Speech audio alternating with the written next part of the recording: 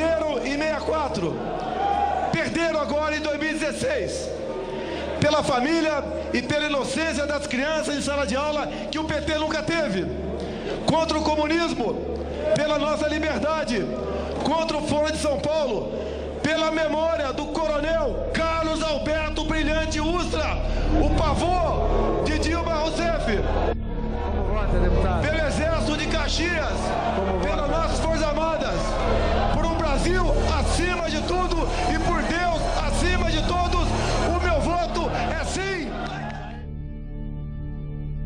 Poucas figuras da política brasileira contemporânea despertam tantos amores e ódio quanto ele. Os simpatizantes o chamam de mito, e nele depositam suas esperanças de salvação do Brasil e do comunismo. Já os detratores o têm como expoente máximo de uma perigosa extrema-direita, que almeja a volta do regime militar. Jair Messias Bolsonaro é militar da reserva e político. Cumpre atualmente seu 7º mandato como deputado federal pelo estado do Rio de Janeiro. Nas eleições de 2014, foi o 3º candidato mais votado no país para ocupar uma cadeira no Congresso Nacional. Você certamente já viu declarações dele sobre temas como aborto, casamento gay, maioridade penal, pena de morte, talvez nióbio e grafeno. São bem menores, por outro lado, as chances de já ter tropeçado em qualquer opinião relevante sobre temas econômicos. Não é para menos. São nos temas considerados polêmicos que a falta de papas na língua do deputado rende declarações impactantes que fazem a alegria dos jornais em busca de audiência. Objetivamente falando, Bolsonaro opinando sobre a independência do Banco Central rende menos cliques do que Bruna Marquezine passeando no shopping. Fosse Jair tão somente uma figura folclórica do Congresso Nacional, talvez pudéssemos nos contentar em acompanhar suas desavenças com Maria do Rosário, Jean Willis e companhia. Mas não é o caso. O parlamentar está claramente pavimentando o caminho para disputar as eleições de 2018. Uma parte significativa do mercado financeiro não leva Bolsonaro 2018 a sério. É o típico assunto que, se levantado em mesa de bar, pode provocar pouco mais do que risadas e um ou outro comentário engraçadinho. Ninguém se propõe a pensar seriamente na possibilidade. Na minha opinião, essa postura é um erro perigoso. Perigoso por quê? As primeiras pesquisas de intenção de voto, me abstenho aqui de discutir a qualidade das mesmas, evidenciam que, ao contrário de candidatos nanicos, Bolsonaro tem um eleitorado potencialmente relevante. Aventar uma hipótese nada tem a ver com desejar ou não sua ocorrência. Pouco importa o que penso ou o que você pensa sobre Bolsonaro. O fato é que, se ele realmente está na disputa presidencial, é prudente ter alguma ideia do que esperar caso sua candidatura ganhe tração. No mínimo, porque isso tem o potencial de afetar os seus investimentos. Tenho, evidentemente, meus posicionamentos políticos pessoais, a quem porventura tenha dúvidas. Minhas opiniões se encontram predominantemente nos campos conservador e liberal, mas tanto quanto possível. Não acredito em isenção e nem quero que você pense que sou isento. Pretendo deixá-los de lado aqui. O meu foco é orientá-lo para, em qualquer cenário político e econômico, fazer você ganhar dinheiro e proteger seu patrimônio, independentemente de minha posição política. Este é um relatório escrito por mim, com a minha forma de avaliar o país. Cada um dos pensadores da Inversa tem suas próprias visões políticas e econômicas, que serão manifestadas em suas respectivas newsletters. Você não precisa concordar com nenhum de nós, mas saiba que vamos sempre buscar as melhores orientações de investimentos para quaisquer que sejam as realidades brasileira e mundial.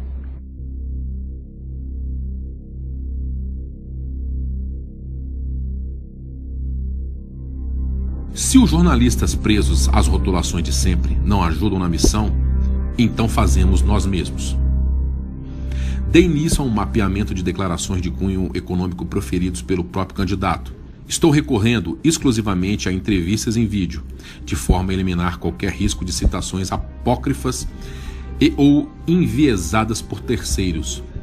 Este é um primeiro esforço, o de mapear opiniões do candidato com relações a temas de relevância de ponto de vista econômico. Não pretendo, nem de longe, ser exaustivo. Pelo contrário, trata-se de um trabalho a ser estendido à medida que o próprio candidato venha se manifestar as questões em foco. Dentre os trechos que mais me chamaram a atenção até aqui, destaco relativos a 3 temas: o papel do Estado e as privatizações. Contrariando o senso comum que o associa ao estatismo do regime militar, Bolsonaro vem dando declarações defendendo a limitação de atuação do Estado na economia a áreas essenciais. Para mim tem que ser o Estado necessário, né? O mínimo necessário ali. Quanto mais Estado na mão do chefe do executivo, mais refém ele passa a ser. Tá? Isso mais do que comprovado, né? Se for começar a ver Estados Unidos, Inglaterra, quantos estatais tem, não se compara conosco aqui. Na questão da economia também, o Estado tem que ser menos paternalista, tem que dar mais liberdade para o empresariado poder investir, dar garantia para tal. Em linha com isso, demonstrou simpatia à ideia de privatizações. Chama atenção especialmente a menção explícita à Petrobras. E a questão da Petrobras, há pouco tempo se discutia aí de privatiza ou não. Até, se eu não me engano, na reeleição do Lula, né? Ou na primeira eleição da Dilma, isso foi colocado em negociação e a esquerda defendendo ela manter-se como está, porque com o nome Petrobras, se não me engano, ela era a senha para ela ser privatizada. Você vê hoje em dia, o que interessa quase o pré-sal para a gente? A Petrobras não tem como explorar, não tem recurso para tal. O americano passou aí a usar o gás do xisto, né? Menos dependência de petróleo. Fim do embargo, o Irã agora, mais 1 milhão de barris de petróleo, pelo menos por dia, no mercado. O preço do petróleo está lá embaixo, né? Chegou a bater $140, agora está na faixa de 45. Okay? Tem um lado bom, né? A Venezuela aí chega no fundo do poço mais rápido para ver se aquele povo sai daquela cadeia o mais rápido possível, né? E nós aqui estamos com problema. Okay? Nós aqui crescemos 2,5 milhões de habitantes por ano. De um dia para o outro são mais 8 mil, né? Tirando os mortos. E você precisa, por dia, mais ou menos, né? Mais 8 toneladas de comida na mesa por dia. Né? Por ano, mais 2.500 toneladas de comida, seja aterro sanitário, problema de poluição, transporte, água, saúde, violência explode. Okay? Então a questão voltando à questão do Estado, o Estado não tem como dar vazão a muitas dessas coisas aí. Okay? Você tem que partir, no meu entender, para privatizar o máximo que você puder. Comércio internacional.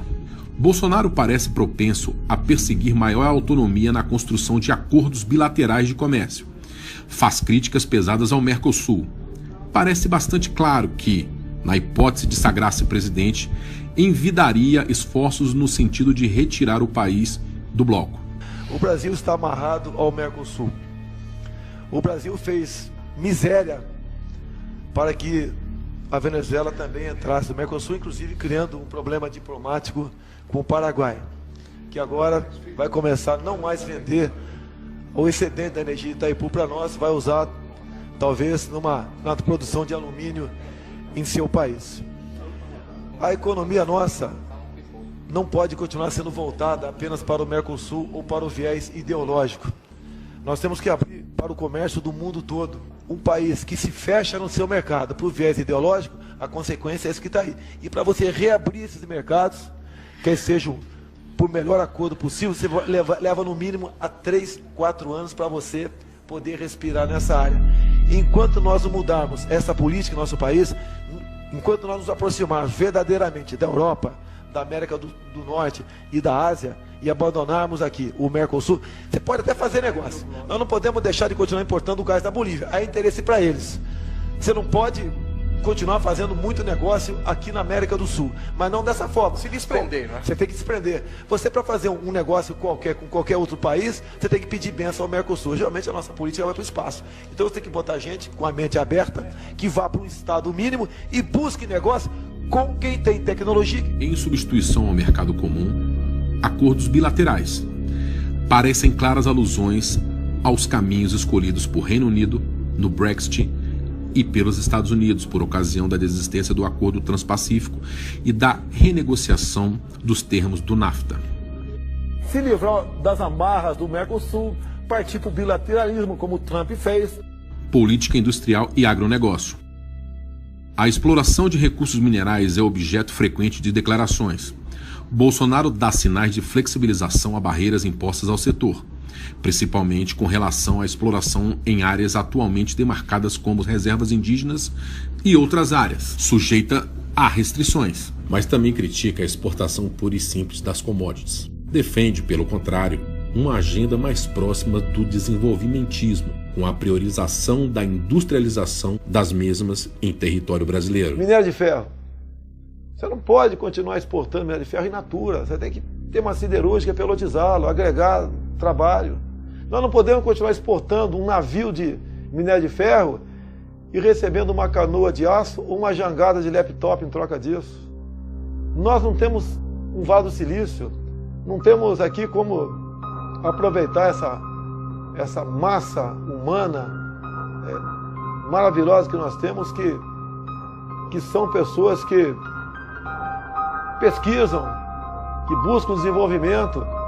Tá? Essas pessoas, você não valoriza essas pessoas. O país que vive de tecnologia dos outros é um país fadado à escravidão, e nós somos escravos. Além de louvar frequentemente a relevância do agronegócio para a economia brasileira, Bolsonaro volta a questionar as restrições impostas ao setor por conta de políticas ambientais. Entrar aqui na questão do agronegócio de cabeça, não podemos tratar o produtor aí como bandido. A questão de reservas indígenas, área de proteção ambiental, parques nacionais, estação ecológica. Quem está de paletó e gravata vai me chamar de bandido, nunca mais volta nesse cara. Eu não posso, pensar e um dia decidir as questões do Brasil mentindo para você. Eu não posso fazer isso. Continue escolhendo esses que estão aí. Mas isso daí tem sufocado o agronegócio. Você, não sei se porventura está assistindo esse vídeo agora aqui, Você vai jantar ou almoçar. Isso aí você tem que ter no campo. Você não tem como desmatar. Não desmatar para você criar boi, para você plantar arroz, feijão, soja, etc.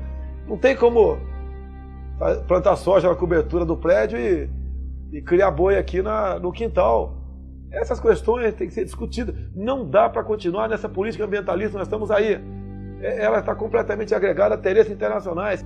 Muito embora o apresentado até aqui esteja longe de ser conclusivo, há diversas outras declarações de Bolsonaro que ainda não cataloguei, bem como um amplo leque de temas sobre os quais o candidato parece ainda não ter se manifestado. Parece-me razoável aventar que haja certa desconexão entre a imagem atualmente transmitida pelos veículos de imprensa mainstream e o discurso propagado pelo parlamentar nas ocasiões em que lhe é oportunizado abordar tais temas.